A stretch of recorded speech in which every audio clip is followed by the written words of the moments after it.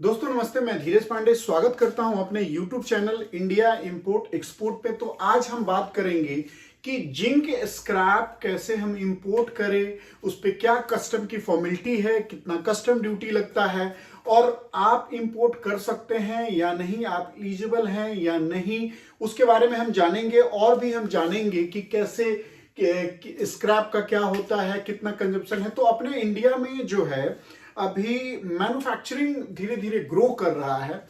तो इसमें क्या है कि अपने यहाँ पे ये जो जिंक स्क्रैप है बहुत बड़ा डिमांड है।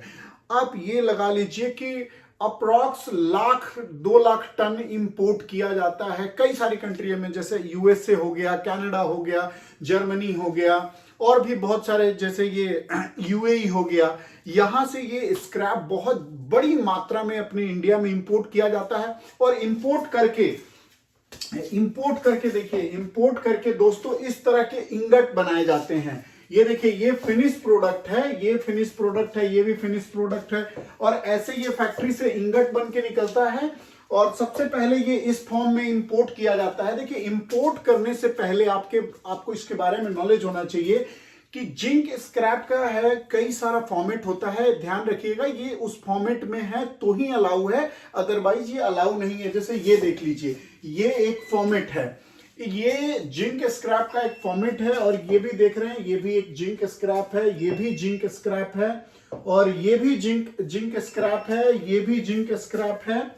तो ये सब जिंक स्क्रैप है। तो ये जो जिंक स्क्रैप है ये इंपोर्ट करने के लिए, देखिए नॉर्मली जो आपको पोल्यूशन का सर्टिफिकेट चाहिए वो तो है ही, प्लस इसका जिस टाइम कंटेनर में आपका लोड होगा वहां का प्री इंस्पेक्शन सर्टिफिकेट चाहिए, लोडिंग टाइम का पिक्चर और वीडियो चाहिए, वो तो चाहिए ही। इसके साथ साथ देखिए कस्टम क्या कहता है इसमें। ये देखिए, सबसे पहले मैं जिस बुक के बारे में, जिस बुक से, जो बुक कस्टम के द्वारा निकाला जाता है, ये देखिए उस बुक को, जिस बुक को मैं यूज करता हूं, ये है 822 नंबर, पेज नंबर 822। ये देखिए जिंक 7902 में जिंक इंपोर्ट किया जाता है। ये देखिए जिंक का जो ये है 7902 यहां लिखा हुआ है क्लियर। ये देखिए जिंक वेस्ट एंड स्क्रैप। और जो हमारा ये है, जो मैं अभी आपको, ये जब हम पेपर फाइल करते हैं, जब हमारा प्रोडक्ट इंपोर्ट के लिए आता है तो हम पेपर फाइल करते हैं कस्टम में, जैसे इनवॉइस, पैकिंग लिस्ट, बीएल और ये सब कुछ जब मैं ऑनलाइन सबमिट करता हूं तो इस तरह का बिल ऑफ एंट्री बनता है जिसपे कितना कस्टम ड्यूटी है, कितना कस्टम ड्यूटी एप्लीकेबल है, कौन सा चैप्टर हेडिंग। देखिए इसमें क्या चैप्टर हेडिंग पे फाइल हुआ है ये paper, 79020010 shredded zinc scrap as पर इसरी। इसका जो असेसमेंट होता है, असेसमेंट जो होता है इसका एलएमई के द्वारा होता है, लंदन मेटल एक्सचेंज के द्वारा जो रेट होता है, जो आपका बिल ऑफ लेडिंग का, जिस दिन आपके कंटेनर में माल भरा गया और वो कंटेनर जिस दिन शिप पे चढ़ा है, जिस दिन का बीएल इशू हुआ है, उसको बोलते हैं, उस डेट को एक्चुअली माना जाता है। तो ये देखिए इसमें क्या हुआ कि श्रेडेड जिंक स्क्रैप आया, ठीक है। और ये चैप्टर हेडिंग है 79020010। अब ये देखिए बुक क्या कहता है कि देखिए 7909, तो इसमें जिंक वेस्ट एंड स्क्रैप का सारा फॉर्म आ गया।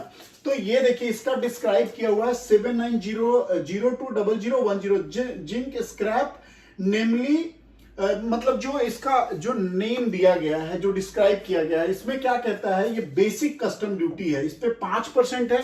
देखिए कई में बुक में लिखा होता है 10, 15, 20, 30% ड्यूटी, बस वो इफेक्टिव कितना होता है, कितना अप्लीकेबल होता है उस पे मेन है। तो इसमें देखिए इसमें 5% है और 5% अप्लीकेबल भी है, मतलब जितना इस पे है बुक में उतना ही इस पे अप्लीकेबल है। और जो जीएसटी है, जीएसटी 18% है। जब आप जो ये 18% है, अब ये देखिए अब ये देखिए ये तो बेसिक ड्यूटी हो गया, ये हो गया 5% बेसिक ड्यूटी। और इसका ना बेसिक ड्यूटी के ऊपर एक एजुकेशन सेस लगता है जो इंडियन गवर्नमेंट लगाती है। तो ये है एजुकेशन, देखिए एजुकेशन सेस, सॉरी ये सीबीडी का कस्टम बेसिक ड्यूटी। अब ये कस्टम बेसिक ड्यूटी पे लगेगा आपका एजुकेशनल सेस। अब एजुकेशनल सेस कितना है, 10%। तो ये 10%, इसका मतलब ये नहीं कि पूरे वैल्यू पे लगता है, ये इस 5% के ऊपर ये 10% लगेगा। और उसका ये देखिए, ये आईजीएसटी 101/2017 III-282 18%। ये क्या था कि 2017 में एप्लीकेबल किया गया था, 1/2017 पहला नोटिफिकेशन आया था जीएसटी का। ये वही दर्शा रहा है जो हम लोग यहाँ नोटिफिकेशन डालते हैं और उससे वो 18% अपने आप कैलकुलेट कर लेता है।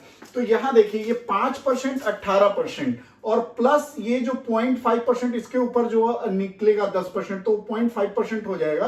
तो इस टोटल को जब हम जोड़ेंगे 24.490% कस्टम ड्यूटी टोटल कैलकुलेट होता है।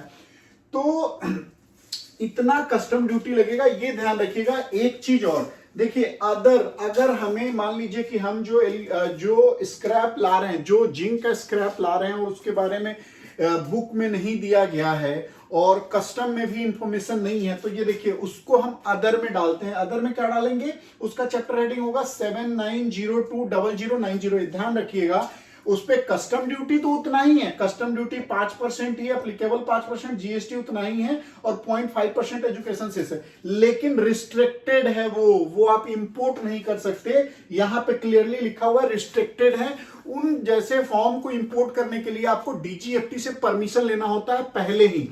तो ध्यान रखें, जब भी आप इंपोर्ट करें तो आपको ये नॉलेज होना चाहिए, नहीं तो हजारों कंटेनर आज के टाइम में कस्टम में पड़े हुए हैं, कोई छुड़ाने वाला नहीं है। इस वजह से छुड़ाने वाला नहीं है कि मान लीजिए अगर वो ऑक्शन में भी लगा हुआ है, तो जो यहां टर्म्स कंडीशन लागू हो रहा है ना, अगर उसको परमिशन चाहिए डीजीएफटी से, तो जो अगर ऑक्शन में भी खरीदेगा ना, तो ऑक्शन में भी उसको ये सर्टिफिकेट की रिक्वायरमेंट है, उसको अपनी वहां डीजीएफटी से परमिशन होना चाहिए ऑक्शन में भी खरीदने के लिए। अगर आपको ऑक्शन पे ज्यादा डिटेल में वीडियो देखना है तो मेरा दूसरे वीडियो को जाके देख सकते हैं, जो मैंने पहले बनाया हुआ है, आप मेरे चैनल पे जाके देख सकते हैं। फिलहाल हम इसकी बात करते हैं। तो ये देख लीजिए, ये आज मैंने अभी आपको बता दिया कि ऐसे जिंक में क्या है, टोटल 5% कस्टम ड्यूटी लगेगा, उस पर 10% एजुकेशन सेस लगेगा और 18% जीएसटी। हमेशा ध्यान रखिएगा, जो 18% जीएसटी है ये आपको वापस मिल जाता है, वापस कैश नहीं मिलता है, ये आपको इनपुट टैक्स मिल जाएगा जो आप फॉरवर्ड कर सकते हैं। मतलब जिसको भी आप प्रोडक्ट सेल करेंगे उससे आपको पैसा लेना है और आपको रख लेना, आपको जमा नहीं करना है, यही उसको फॉरवर्ड हो जाएगा। तो ये यहां आपको ये बेनिफिट हो जाएगा। अप्रोक्स अब हम मान लेते हैं कि जैसा ये देखिए कि हमारा टोटल गुड्स था ये 26 टन 636 केजी। तो 26 टन 636 केजी हमारा असेसमेंट कितने पे हुआ है, तो ये असेसमेंट हुआ है $2040 पे। $2040 पे असेसमेंट हुआ है और $2040 पे असेसमेंट होने के बाद में इसकी जो वैल्यू बनती है, ये इसकी जो पूरी वैल्यू, पूरा जो इसका वैल्यू बनता है, ये देखिए ये इतना वैल्यू बनता है, ये 38,03,620 और इसकी जो टोटल कस्टम ड्यूटी बैठती है 5% basic custom duty, 10% education cess और 18% जीएसटी। अगर हम टोटल कैलकुलेट करते हैं तो 9,31,507 रुपए की इस पे कस्टम ड्यूटी बनी है।